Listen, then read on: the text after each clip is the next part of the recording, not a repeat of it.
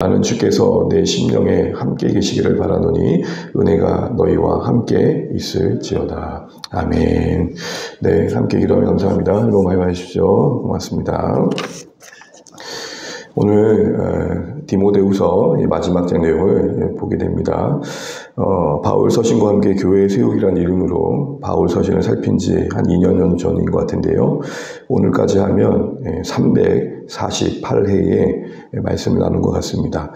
어떻게 보면 바울 서신의 마지막이고 디모데서의 마지막인데 이 마지막 속에서 우리는 바울이 그 마지막을 어떻게 보낸지를 생각해 보면서 우리의 하루하루와 우리 앞으로의 여정들을 좀 생각해 보면 좋겠습니다. 우리가 읽은 것처럼 디모데후서는 바울의 마지막 서신으로서 남겨진 이제 또 바울의 그 사역을 이어갈 디모데를 붙들어주는 서신이었습니다. 특별히 1장에서는 격려의 내용이 있었다면 2장에서는 도전적인 내용들, 그래서 군사가 되라, 경계하는 자가 되라, 농부가 되라 라는 얘기를 했었죠. 3장에서는 분별을 얘기했습니다. 그리고 4장에서는 끝까지 그 책임을 다하면 좋겠다는 촉구가 있었죠.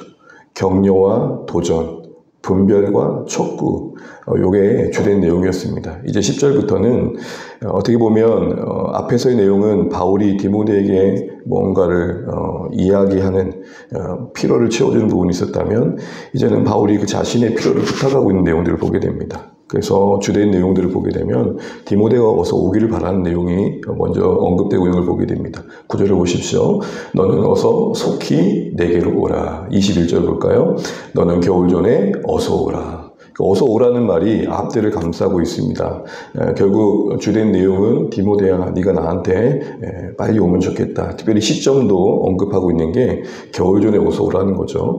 오늘날보다는 그때는 더 그렇겠지만 당시에 배를 타고 오고 간다는 걸 생각해 본다면 겨울에 특별히 11월부터 한 3, 4월까지는 배가 운행하기가 참 어려웠다고 합니다. 그러니 그 전에 오는 게 혹시 오히려 시간적으로 또 상황적으로도 적합했겠죠. 그런 것도 있겠지만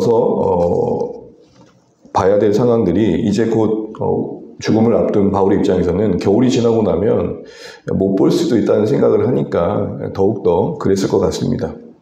이렇게 오기를 부탁하면서 이런저런 이야기를 하고 있는데요. 많은 내용들이기 때문에 다 볼 수는 없고 이런 생각도 해보게 됩니다. 이제 죽음을 앞둔 노년의 바울도 참 많이 외로웠겠다 싶은 생각입니다. 바울이 보면 믿음의 사람이었고 하나님 주시는 은혜와 위로 가운데 살았지만 그에게도 인간의 병서적인 필요가 있었겠죠. 더욱이 그랬던 것은 10절의 이유 때문에 더 그랬던 것 같습니다. 우리 10절 한번 읽어보겠습니다. 시작.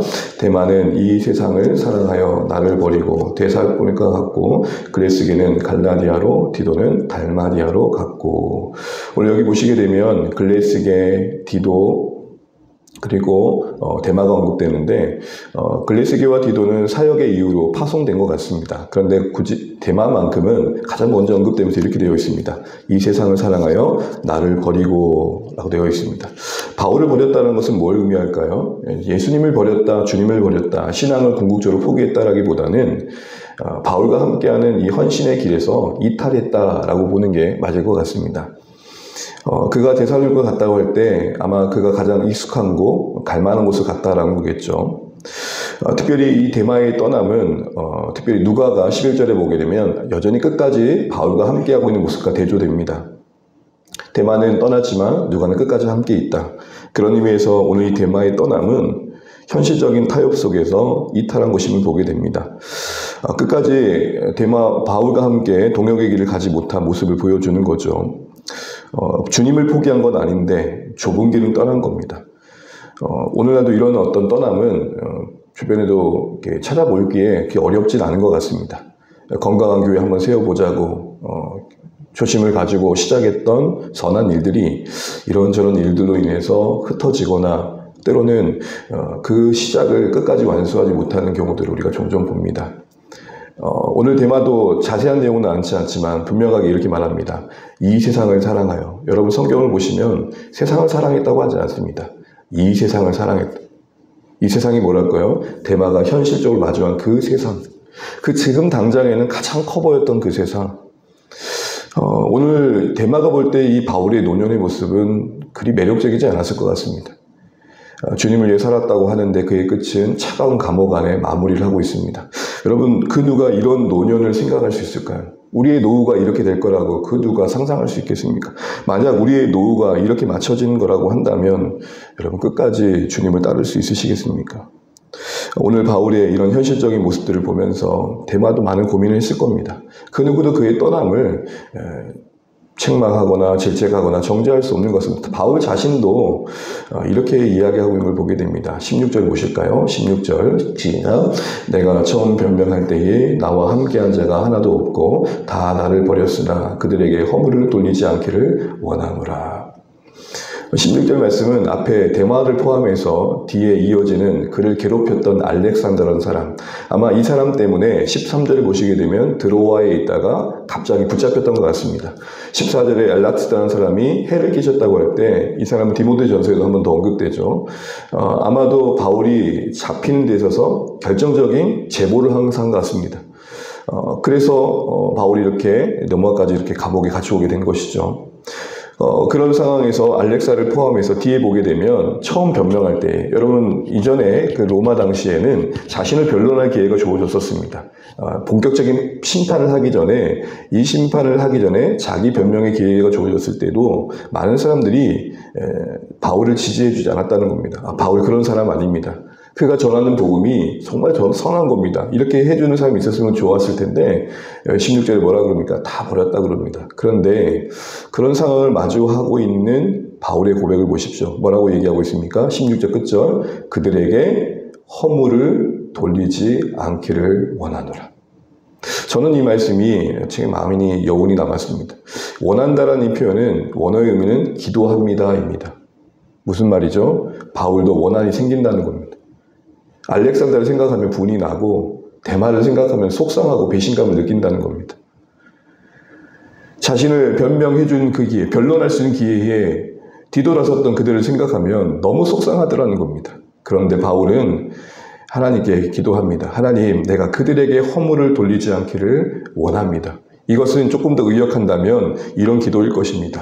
하나님, 제가 끝까지 사랑하게 도와주십시오. 내가 끝까지 사랑할 힘을 잃지 않도록 은혜를 베풀어 주십시오. 여러분, 가장 아름다운 노년의 모습은 뭘까 생각해 볼 때 오늘 바울의 기도 속에서 갈 바를 찾습니다. 끝까지 사랑할 수 있는 우리의 삶 되시기를 주임으로 축원합니다. 하나님이 그 인생에 그를 다듬으셨던 것들을 우리는 보게 됩니다. 그가 그렇게 기도할 수 있었던 것은 그도 그 인생의 연륜 속에 자라감이 있었기 때문입니다. 원한만 쌓이고 속상함만 쌓이고 배반감만 쌓였다면 그의 마지막은 분노 덩어리였을 겁니다. 그런데 그는 그를 무너뜨리는 그 모든 상황 속에 끝까지 사랑한 힘을 달라고 기도하고 있습니다. 이것은 마가를 향한 따뜻한 시선에서도 확인이 됩니다. 우리 11절 볼까요? 누가만 나와 함께 있느니라. 네가 올 때에 마가를 데리고 오라. 그가 나의 일에 유익하니라. 마가는 여러분 잘 아시는 것처럼 2차 전도여행 때문에 이때에 1차 여행 때 도망갔다가 다시 데려가자는 바나바의 제안에 성질을 내가지고 싸우게 된 계기가 되었던 사람입니다. 다시는 내가 마가를 안 본다. 오직 했으면 바나바와 헤어질 정도였겠습니까? 바나바와 바울이 정말로 격정적으로 싸워서 헤어질 만큼 마가는 바울에게서는 눈에도 안 들어온 사람입니다. 근데 뭐라고 얘기하죠? 마가를 데리고 와라. 나의 일에, 복음 전한 일에 그가 어느새 유익한 자가 되었다. 마가도 잘한 게 있었겠지만 바울도 잘한 겁니다. 여러분, 아름다운 노년은 뭘까요? 그간 쌓였던 하나님의 말씀과 은혜가 넓은 품으로 열매 맺어지는 것입니다. 우리의 삶이 하나님께로 가는 날이 가까워져 갈수록 고집이 쌓이고 나름 신념이라는 이름으로 붙들었던 세계관 속에 우리가 갇혀 있는 게 아니라 참 하나님은 마가 같은 사람들이 이렇게 빚어가시는 것을 알기 때문에 지금 당장 데마와 같은 사람들도 넉넉한 시선으로 바라볼 줄 알고 자신을 괴롭혔던 인생들도 하나님의 주권에 맡길 줄 알고 더 나아가 무엇보다도 그 자신이 끝까지 사랑하는 자를 지킬 수 있기를 바라는 그 마음 속에서 우리가 마무리를 어떻게 해야 될지를 또 보게 됩니다.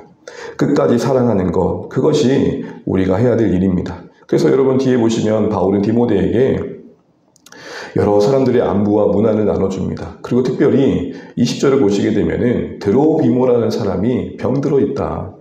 그가 밀레도에 있다는 걸 알려줍니다. 왜일까요? 아마도 디모데가 오는 여정 속에 밀레도를 들릴 수 있었던 것 같습니다. 그러니까 잠시라도 나 대신 좀 신방해 달라는 겁니다. 아니, 자기 코가 석자 아닙니까? 아니, 당장 죽을 사람과 이제 병들어 누워있는 사람하고 누가 더 급합니까? 여러분, 끝까지 사랑하는 거, 끝까지 돌볼 줄 아는 거, 자신의 처지와 상관없이 끝까지 하나님께서 맡겨주신 영혼들을 붙들어 주는 거, 오히려 자신이 배려받아임에도 불구하고 주위를 돌볼 줄 아는 거, 그게 멋진 노년입니다. 그게 멋진 신앙의 마무리입니다. 더 나아가 그의 멋짐은 끝까지 그렇게 사랑하는 삶을 잘 지켰다는 것뿐만 아니라 여전히 함께 하신 주님을 의지했다는 데 있습니다. 여러분, 뒤에 말씀을 우리가 읽고 마무리해 가겠습니다. 우리 말씀 읽기를 17절, 18절입니다. 같이 읽습니다. 주께서 내 곁에 서서 나에게 힘을 주심은 나로 말미암아 선포된 말씀이 온전히 전파되어 모든 이방인이 듣게 하려 하심이니 내가 사자의 입에서 건짐을 받았느니라. 주께서 나를 모든 악한 일에서 건져내시고 또 그의 천국에 들어가도록 구원하시리니 그에게 영광이 영원토록 원합니다. 아멘. 주께서 그 곁에서 그를 늘 힘주셨기 때문에 맡길 수 있었고 의지할 수 있었겠죠. 그러나 특별히 지금 그는 간절히 바라는 것은 그간 도우셨던 하나님의 도우심으로 다시 한번 감옥에서 나가기를 바라고 있는 게 아니라 18절 보시게 되면은 하나님 나를 천국에 이르도록 구원해 주십시오. 이걸 나는 소망합니다. 라고 이야기하고 이걸 보게 됩니다. 여전히 함께 하신 주님 때문에 힘을 잃지 않고 천국을 향한 시선을 지켜가고 있는 바울을 봅니다. 늙어져 갈수록 우리의 겉사람은 후패해지고 힘은 없어지고 예전과 같지 않고 사람들이 나를 바라보는 것도 예전과 같지 않은 느낌들이 찾아올 때가 있습니다. 여러분, 그때에 우리는 끝까지 주님을 의지하는 마음을 잃지 않으시면 좋겠습니다. 여태껏 나와 함께 하시던 주님이 지금도 나와 함께 한다는 것, 그것만이 우리의 소망이 되시면 좋겠고 그것 때문에 살아가실 수 있으면 좋겠습니다. 상황이 좋든 좋지 않든 간에 끝까지 나를 붙들어 주시는 여전히 함께 하시는 주님 때문에 우리가 힘을 얻을 줄 아는 것, 그럴 줄 아는 것, 그걸 보여줄 줄 아는 것, 그렇게 사는 것, 그것이 우리의 삶의 마지막이 되면 좋겠습니다. 마무리로 그는 끝까지 책을 놓지 않았음을 보게 됩니다. 우리 13절 읽고 마치겠습니다. 내가 올 때에 내가 들어와 가고의 집에 둔 겉옷을 가지고 오고 또 책은 특별히 가죽 종이에 쓴 것을 가져오라. 아멘. 우리 애들을 보면요, 시험 기간이 이제 끝나고 나니까 책을 던져요. 그럼 누구나 그렇지 않습니까? 우리 자매님 공무원 시험 보고 다 던졌죠. 내가 이걸 다시 보나 봐라. 이 책이 뭘까요? 많은 학자들은 구약 성경이라 생각하기도 하고 바울 평소에 영감받았던 하나님이 주셨던 감동을 글로 썼던 걸로 얘기합니다. 우리의 마지막은 끝까지 책을 여셨으면 좋겠습니다. 하나님을 묵상하는 자리를 지켜가면 좋겠습니다. 배우시면 좋겠습니다. 끝까지 하나님을 생각할 수 있는 글들을 가까이 하시면 좋겠습니다. 눈이 희미해서 보이지 않는다면 들으시기라도 하면 좋겠습니다. 여러분, 이제 옥에 갇혀서 죽을 그에게 책이 무슨 의미가 있을까요? 그도 한 인생으로서 끝까지 책을 놓지 않고 성경을 놓지 않고 거기서 자신을 붙들어 오시는 하나님을 놓치고 싶지 않은 것이죠. 목회자인 저자도 마찬가지입니다. 제가 뭐라고 생각 속에서 뭐가 나오겠습니까? 말씀을 읽다 보니, 경건한 자들의 묵상을 보다 보니, 먼저 주님을 위해 살았던 자들의 일기를 보다 보니 주시는 감동이 있고 그것이 설교가 되고 나눔이 되고 저희 인생이 되는 거죠. 마무리하겠습니다. 사랑하는 주 안에 가족 여러분, 여러 이야기가 있겠지만 이제 마지막 그 마무리를 하는 이 바울의 모습에서 우리는 어떻게 우리 인생을 맺어야 할지 생각해 보게 됩니다. 끝까지 사랑하실 수 있는 주 안에 가족 되시길 바랍니다.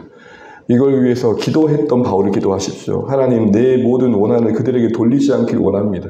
그는 그 자신의 실력으로 말하고 있는 게 아닙니다. 하나님, 지금도 나는 하나님이 도우시지 않으면 사랑할 힘이 없으니 사랑할 힘을 주십시오 라고 기도하고 있습니다. 또한 여전히 함께 하시는 주님을 늘 잊지 않으시면 좋겠습니다. 더하여 여러분 자신을 돌보는 시간들을 여전히 놓치지 마십시오. 책을 보십시오. 그 안에 담긴 하나님의 말씀을 묵상하시고 하나님을 알려주는 경건한 글들을 가까이 하십시오. 그리고 그렇게 살았던 자들의 인생들을 읽어보십시오.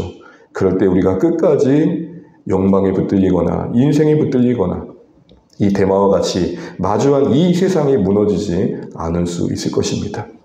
외롭지 않은, 쓸쓸하지 않은 좁은 길이 있을까요? 물론 외롭다고 쓸쓸하다고 다 좁은 길 가는 건 아닐 것입니다. 그러나 적어도 여러분, 우리는 이 좁은 길 가는 여정 속에 대마와 같은 일이 우리에게는 없을 거라고 아무도 상상할 수 없을 것입니다.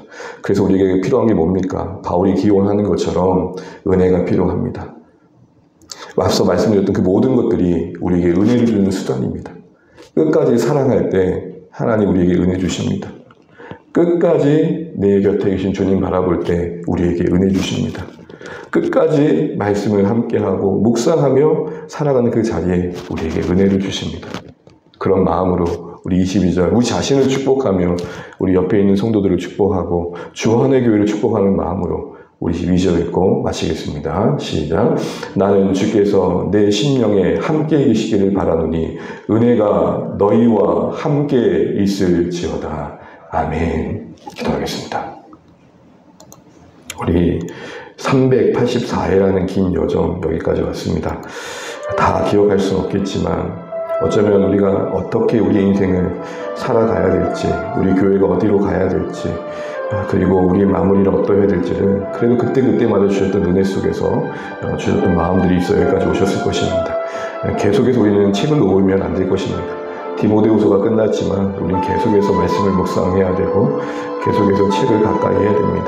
하나님을 가까이 하며 하나님 주신 마음들을 가까이 해야 됩니다. 끝까지 사랑할 힘을 주시라고 기도해야 되고 무엇보다도 여전히 함께 하신 주님을 우리가 늘 묵상해야겠습니다. 이런 마음들 가지고 우리 서로에게 이런 은혜가 있기를 기도하시면 좋겠고 주 안에 교회가 이런 은혜 안에 머물기 기도하면 좋겠습니다. 내일부터는 교리 묵상에 들어갑니다.